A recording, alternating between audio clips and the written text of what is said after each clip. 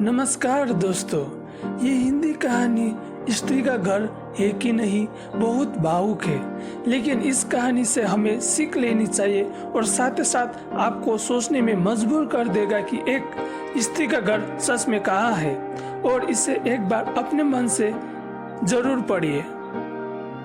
आज फिर तुमने देर किया। तुम्हें पता है कि जब मैं काम पे जाता हूँ तब मेरा नाश्ता और टिफिन तैयार हो जाना चाहिए।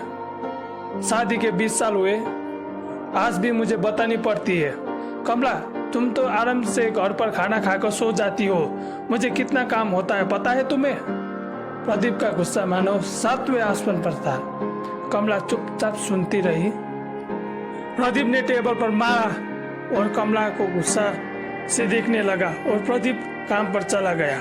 कमला मन ही मन रोने लगी। प्रदीप दिन में 5-6 बार कमला पर गुस्सा करता था। प्रदीप छोटी मोटी बातों में भी नाराज होता था।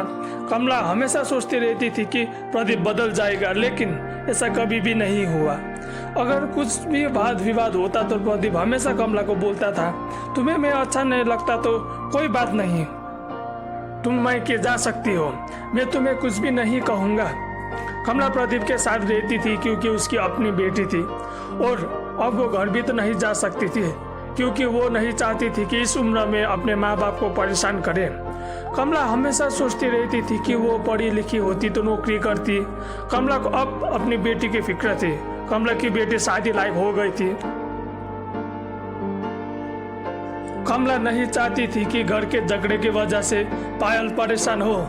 पायल की कॉलेज पूरी हो चुकी थी और अब शादी के रिश्ते भी आने लगे थे। कई रिश्तों को पायल मना कर चुकी थी। कई महीने बाद एक अच्छा रिश्ता आया। रिश्तेदारों और लोगों ने भी पसंद किए थे। प्रदीप ने भी पायल को बोला कि लड़का बहुत अच्छा है, बहुत अच्छा नौकरी करता है, मान सम्मान है, बेटी तुम शादी कर लो। पायल चुपचाप सुनती रही। पायल को समझ नहीं आ रही थी कि वो क्या करे। पायल पापा के सामने कुछ नहीं बोलती थी। एक दिन पायल ने अपने पापा को बताया, पापा मैं शादी नहीं करना चाहती, मैं नौकरी करना चाहती हूँ। प्रदीप ने कहा, तुम शादी के बाद भी नौकरी कर सकती हो, वो तुम्हें मना नहीं करेगा। पापा आपको कैसे पता चला? अगर वो आपके जैसे हुआ तो मैं क्या करूँगी? प्रदीप बोला, आज तुम ज्यादा ही बोल रही हो।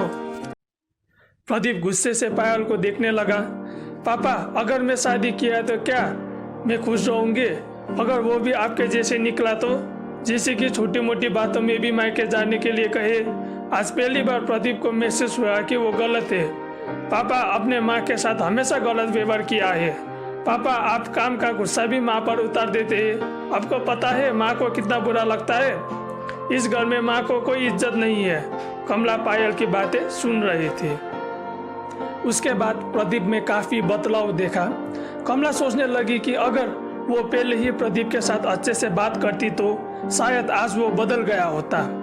अब पायल को भी अच्छी नौकरी मिली और 1 साल बाद पायल की विदाई हुई। प्रदीप बोला, बेटी तुम हमेशा खुश रहोगी क्योंकि तुम्हारा पति तुम्हारे पापा जैसा नहीं है।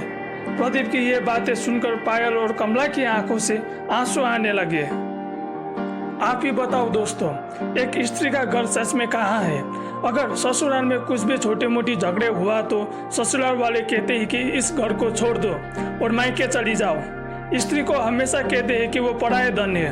अगर किसी लड़के के साथ बात करते हुए दिख जाए तो उसे शक किया जाता है।